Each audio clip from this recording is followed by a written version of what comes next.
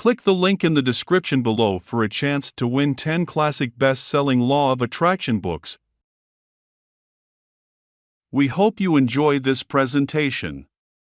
If so, please click the like button and click the subscribe button below to receive notification when we release new recordings.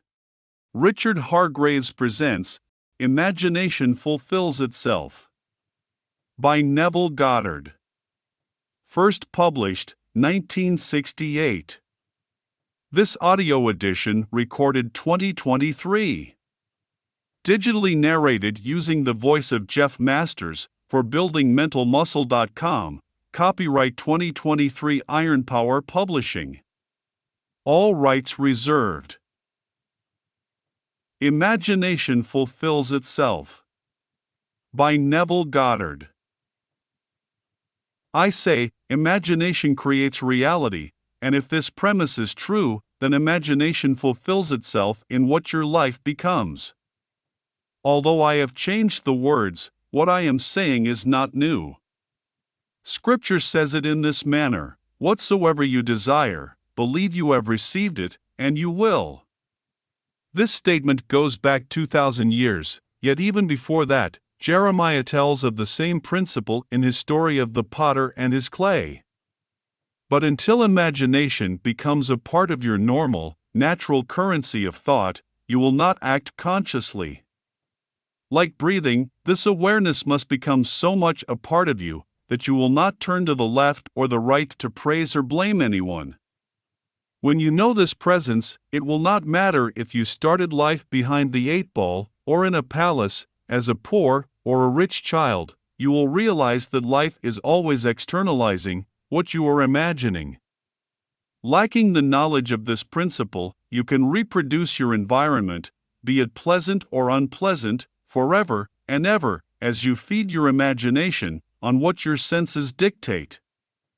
But knowing this principle, you can ignore the present, and untethered by the so-called facts of life, you can imagine the present as you desire it to be, and feed upon your desire, rather than its omission. Now, imagination cannot be observed, as we see objects in space, for imagination is their reality. Fawcett gives the name God to the cause of the universe, saying, God, the Creator, is like pure imagining in ourselves. He works in the depths of our soul, underlying all of our faculties, including perception, and streams into our surface mind, least disguised in the form of productive fancy. Listen to your thoughts, and you will hear God's words. A thought that is not felt produces nothing. But a thought-producing motor elements reproduces itself. Catch God in a moment of a motor element such as anger, fear, or frustration, being congratulated or congratulating, and you will know what is going to happen in your world. Unless, of course, you arrest your thoughts and revise them. Most of us, however, are not aware of what we are doing, so we do not observe the Creator. But we can catch Him as He streams into our surface mind, least disguised in the form of productive fancy. If, while riding the bus, driving the car, sitting at home, or standing at a bar, you hear a remark and react by moving on the inside, that remark will fulfill itself in what your life becomes. This principle sets you free, if you are willing to assume its responsibility. But whether you assume it or not, you will fulfill your every motor element thought anyway.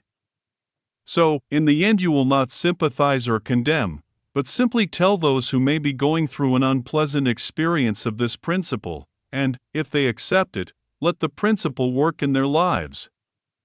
Now, the average person in America is either Christian or Jew. Ask any one of them if they believe that imagining creates reality, and the chances are, they will give you a negative response. But although they do not know it, if they believe in God, they believe in imagination. They may read Scripture and accept the words on the surface, but their meaning has not become a part of their thinking. Last night, for instance, I heard Billy Graham for the first time. Here were thousands of people in the audience, listening to 1,000-member choirs sing the song, "Oh, How I Love Jesus."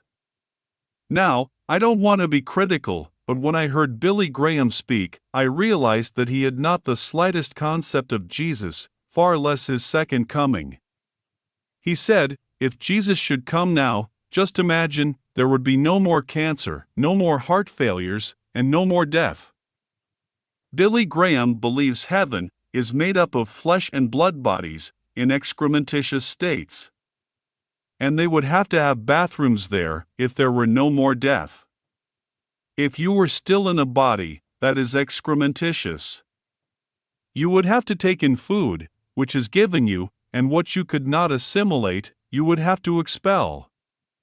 And, unless you lost all sense of shame and reverted to the animal world, you would have to have a bathroom.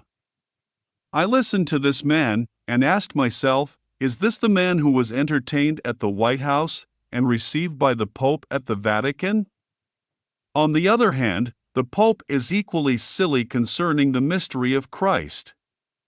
Then, at the end of the program, there was an appeal for money.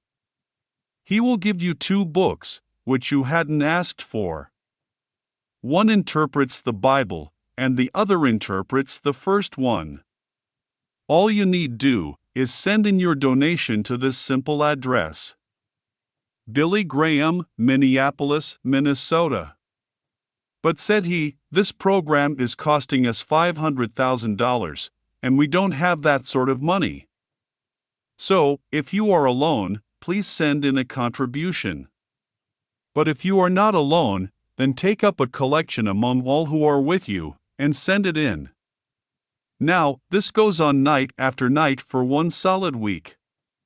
He is a grand and wonderful being, but he has no concept of the mystery of Christ.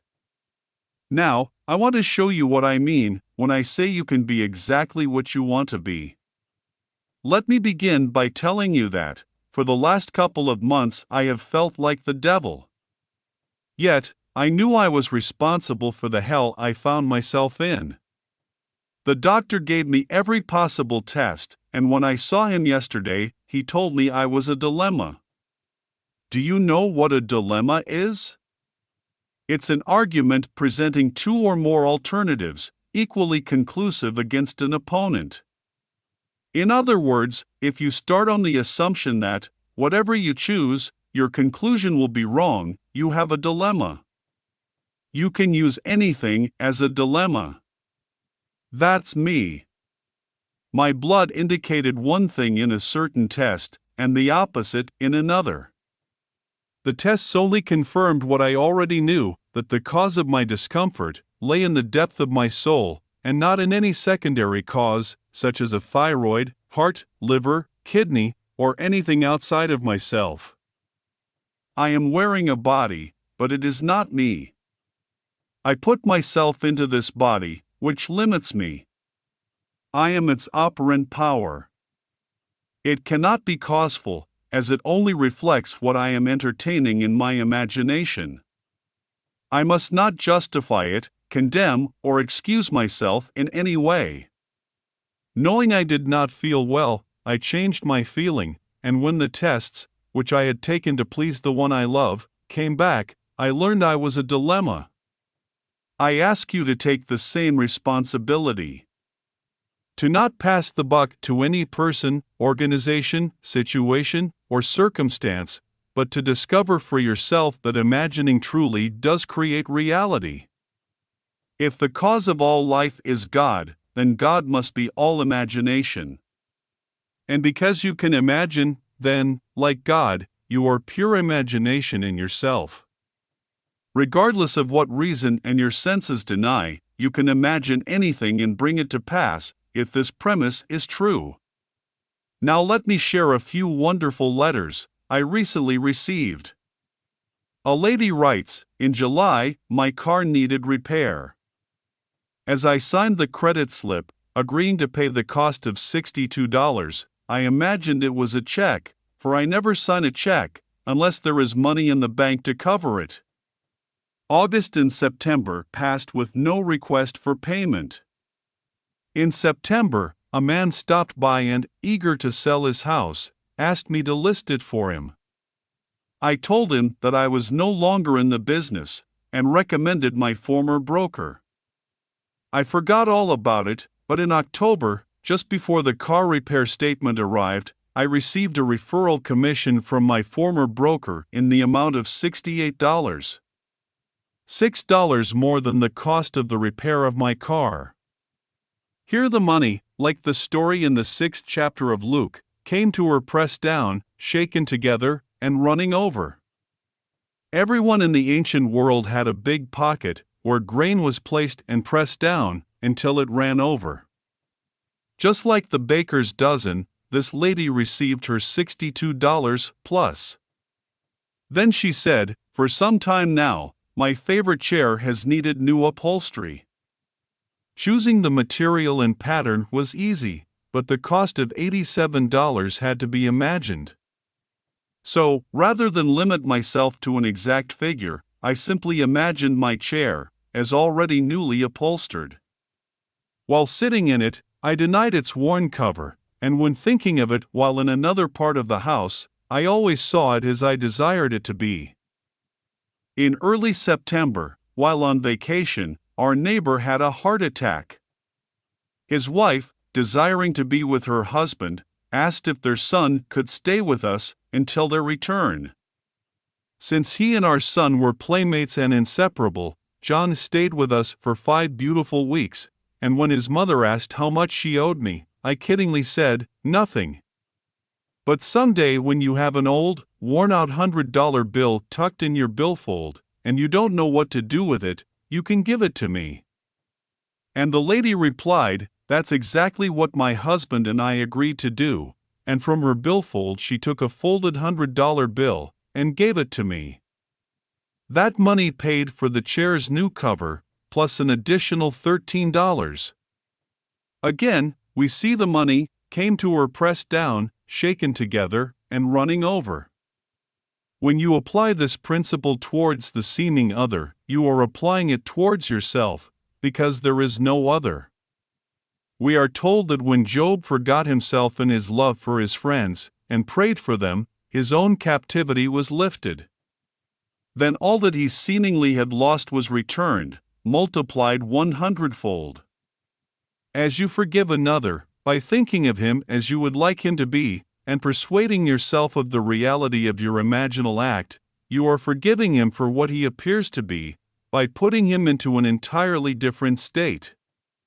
Do that and you are substituting a noble concept for an ignoble one. That's forgiveness. Forgiveness tests the individual's ability to enter into and partake of the nature of the opposite.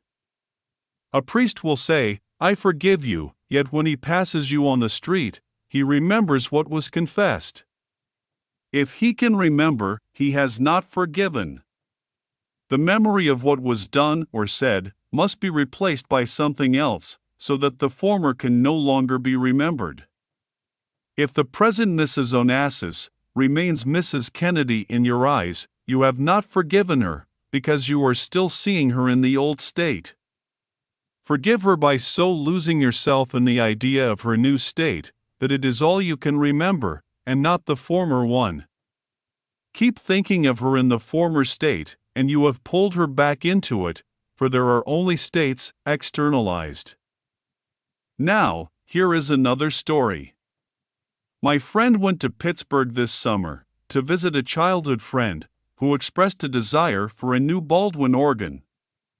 Now, owning an inexpensive organ, my friend told her that every time she sat down to play, to imagine seeing the word Baldwin across the front of the organ and claim it as their top-of-the-line model and paid for. This she promised to do. Now, the friend's father had departed this world, and when she received a check for $4,500 from his estate, she spent it on necessary home repairs. But when another check in the amount of $3,500 arrived from the estate, she decided to buy her organ. Although the Baldwin top-of-the-line model was priced at $5,000, she was told that it would be going on sale for $4,000, plus they would give her a $1,000 trade-in allowance on her present organ, making the total cost to be $3,000. Contracting for the organ of her dreams, she agreed to pay the $3,000, and the organ was installed. Although a torrential rain had caused the roof of their home to need replacement, the estimate of $1,700 was delayed.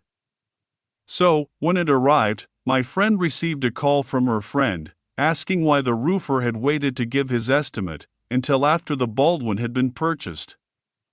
Then my friend told her the story of my friend, Anne, who lived in New York City. Anne was a member of the world's oldest profession, that of being a lady of the evening.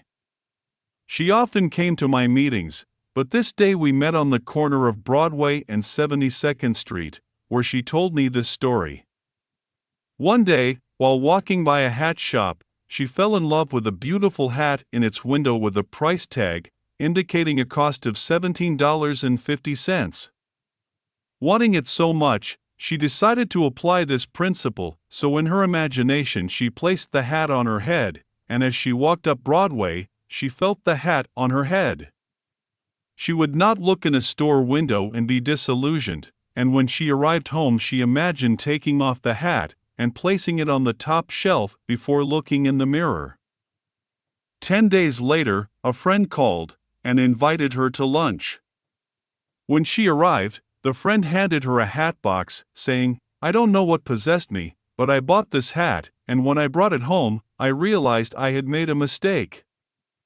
I do not like it on me, but I think it would look lovely on you, Anne." Opening the box, she reached in and brought out, not a hat, but the hat. Then, Anne said to me, "Why didn't God give me the money to buy the hat, instead of giving it to me through a friend?" I asked her if she felt obligated to her friend, and when she shook her head, no, I asked how much she usually paid for a hat. When she told me $4 or $5, I asked if she had ever purchased a $17 hat before. Again, the answer was no, and when she admitted to owing 2 weeks' rent, I said, "If while admiring the hat, you found a $100 bill on the sidewalk, would you have bought the hat?" "I'll answer for you, no you would not. You would have paid your rent, and perhaps bought some groceries, but you would not have purchased the hat. Tell me, Anne, how much money must God give you to get you to buy a $17 hat?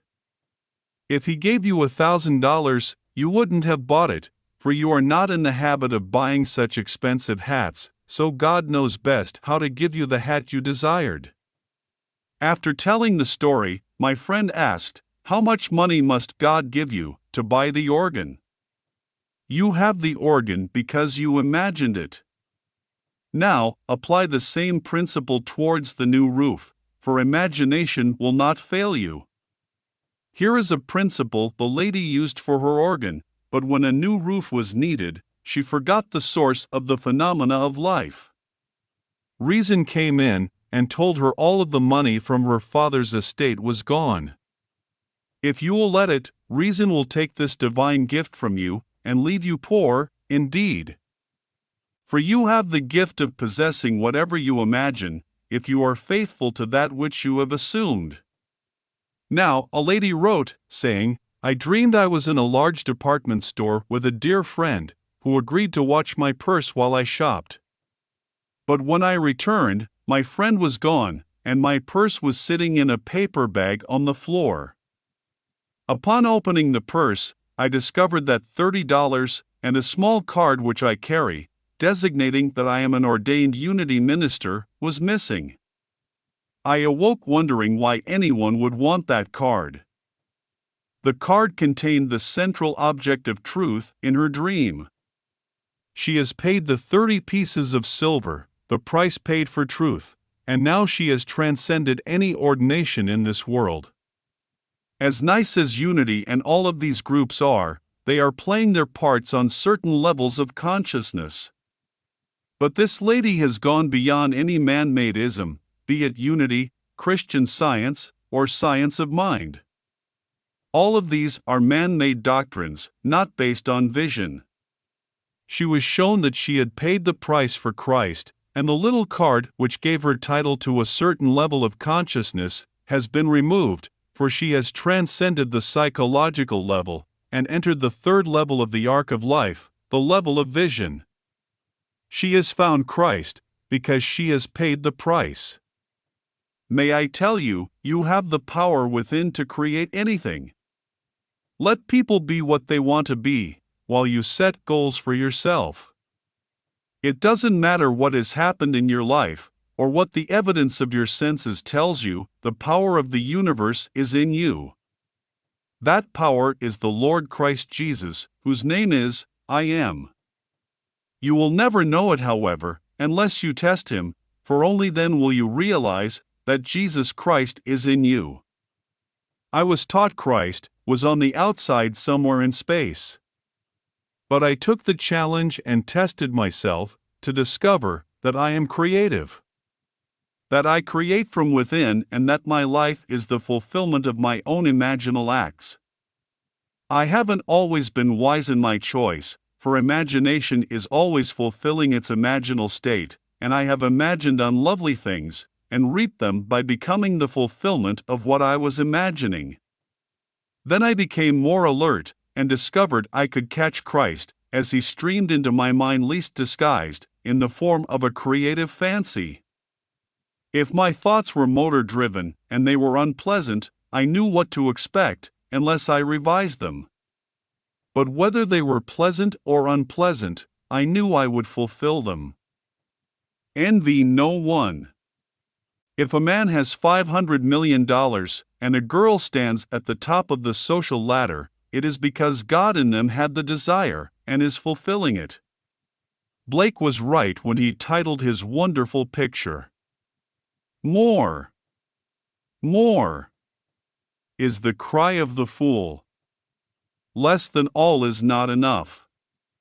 Scripture tells us, all thine are mine, and mine are thine, for all that God is yours, as you inherit God. He is your possession, so whatever God is, when you inherit Him less than all, is not enough. But the cry of more is the cry of the fool, for as long as he wants more, he never has enough. Mrs. Onassis draws from a trust fund of over $20 million. You would think that was enough, but you can adjust yourself to a way of life, or it would not be. There are the demands of charities, plus, if you desire to be one of the 10 best dressed in the land, you must have a fortune to gratify that desire. There is nothing wrong with it. I personally have no desire to be named among the externally well-dressed.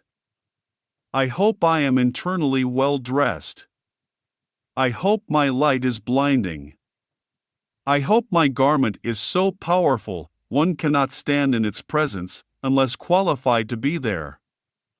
And if I modify my garment to suit the level upon which another stands, that he may see the being I represent, I do, but certainly not on the outside. I tell you, imagining creates reality. Believe me, for it is true. Fawcett was right when he said, the secret of imagining is the greatest of all problems, to the solution of which the mystic aspires, for supreme power, supreme wisdom, and supreme delight lie in the far-off solution of this mystery. A friend of mine sent Mr. Fawcett my book, and called his attention to the chapter called Revision. He also sent a copy to one who was a physicist at one of our great universities. The physicist felt that since the statements recorded there were not scientifically provable, the book was not worthy of his library. While the old gentleman, who was a philosopher and teacher at Oxford University, wrote the sweetest letter, saying, I do not know who Neville is, but having read the chapter on revision, as you requested, I know that he could only have received it from the brothers. No one, but the Divine Society, could have dictated this chapter. Here was a man filled with praise for a thought the scientist ridiculed, because it was beyond his grasp. I ask you to take me seriously. Imagination will fulfill itself, so do not limit yourself by anything that is now happening, no matter what it is. Knowing what you want, conceive a scene which would imply you have it. Persuade yourself of its truth, and walk blindly on in that assumption. Believe it is real. Believe it is true, and it will come to pass. Imagination will not fail you if you dare to assume and persist in your assumption, for imagination will fulfill itself in what your life becomes. Now, you may know of someone who had an assumption, but died before it was realized. May I tell you, death does not terminate life. The world does not cease to be at the moment in time when your senses cease to register it. Instead, you are restored to life to continue your journey, and your dreams, unrealized here, will be realized there. You can't stop it, for imagining is forever creating reality.